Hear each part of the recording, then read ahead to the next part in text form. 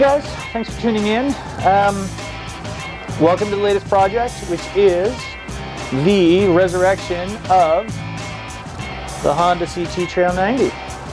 I guess I'll give you a little bit of the history on this bike. It's actually been in my family since 1977. My aunt bought it new to use as a work commute vehicle, and she drove it one day. And at the end of the day, she came home, took off her helmet, and said, "Nobody told me about the bugs." And she never, ever rode it again.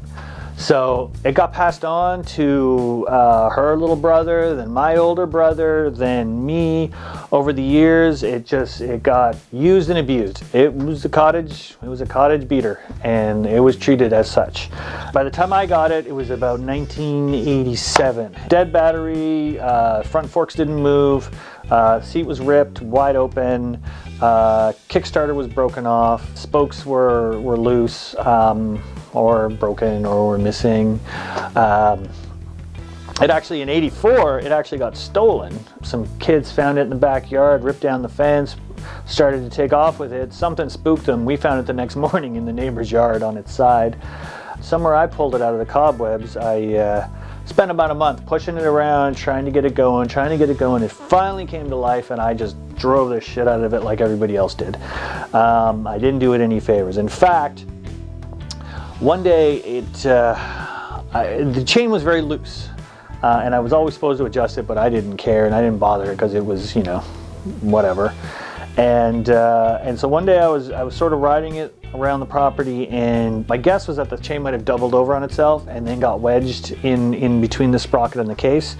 But I didn't really know, so my solution was basically to roll the bike as fast as I could and pop it into gear and force that thing through, and worked. Only downside was it had a perma oil drip after that, but the oil drip was directly on the chain, so it sort of just kept chain lubed as it drove. After that summer, I think the bike got put away. I think my folks brought it up to their cottage, and then maybe it was about 1990, my dad hung it on the wall. It stayed there for 25 years. Guys would come and go and offer him 50, 100 bucks or whatever for it. He would call me and I would say, "No, I'll come get it. I'll get it one day." We were about a 3-day drive from each other. So, but eventually he came up in the truck. He threw it in the back. The only unfortunate part was when he was getting it down from his resting place on his wall, it was hanging by 2 ropes. He just cut them and let the thing fall. And unfortunately, the brunt of the fall was taken by the back fender. It broke off whatever was left of the turn signals on the back, which were not-ish there anyway, but even the mounts kind of got broken off. And the tail light got smashed up, but mostly the metal got bent.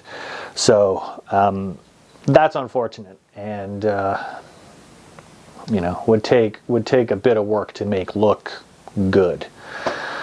So I disassembled it when I got it, which is what you see here. It's been sort of sitting like that for a bit. It's taken me a little while to get to it. But also, while I had the raw frame out, I started sort of going over different options of what I might be able to do with this bike to change the styling of it a little bit, make it a little bit more comfortable, and maybe make it a cool little city commuter bike that just has a little bit more style than the Trail 90. Ooh. So yeah, we'll look at that. It's probably going to be sort of a cross between a cafe racer and a bobber, but more with a straight line of the cafe racer, but it's a peanut and the springy seat of the bobber, but you know, just like just an early motorcycle sort of style, and with the negative space and the low engine and everything, I think it might look okay. Paint's just wrecked, so that's all got to be done. It's got to be cleaned and painted. All the chrome is pitted and rusty, so I'll paint all that out, the wheels and stuff. I'll put lower rise handlebars on it, not clip-ons or anything, just a little bit lower, and I'll probably go all LED lights, headlight with the turn signals, and all LEDs. Keep it a 6-volt system if I can indeed fix whatever it was that I did with that motor.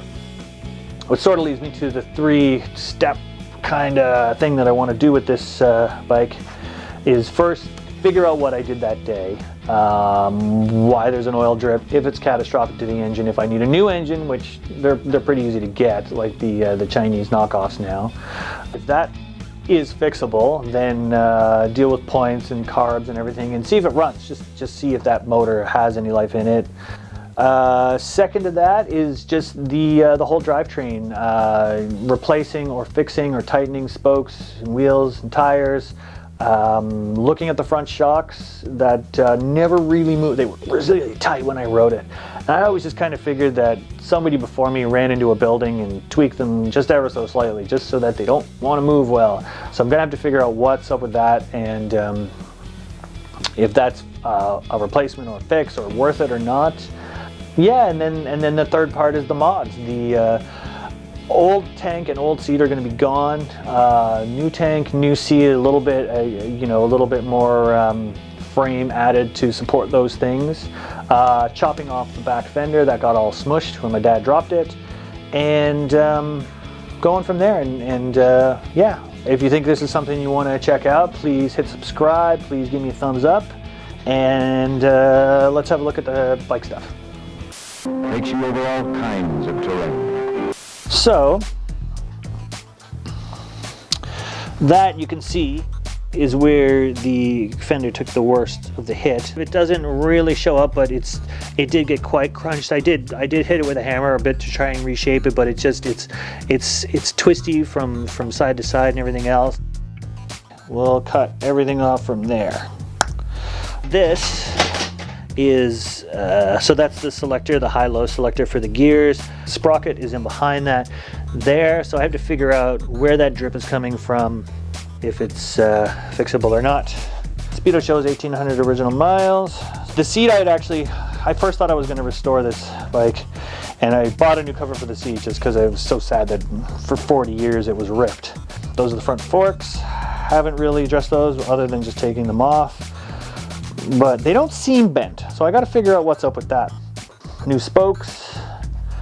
Have to do the wheels. It's not terrible. The one was way worse than the other, so I can see that one is already missing a spoke right there. So if it's chrome, it's going black. If it's orange, it's going black. That rack will not get used, nor will that tank, nor will that seat, nor will that air intake, probably not that headlight, not those handlebars, not that Speedo, not that plastic thingy here with this. Oh, this is actually kind of funny. So that's the original key that would have come on the bike, and then you can see how much of the wiring and how much of that was left. That happened way long ago. This was the brilliant solution to replace that with. This, that was as much security as the bike had, which might explain why it got stolen. And we were probably pretty lucky to not have lost it completely. So guys, I'm going to leave it there for now. Hopefully this is something you enjoy seeing. If you want to tag along with this, hit subscribe, give me a thumbs up, and I'm hoping to get these out fairly quickly. I don't want this project to linger on and on. And all right, we'll see you soon.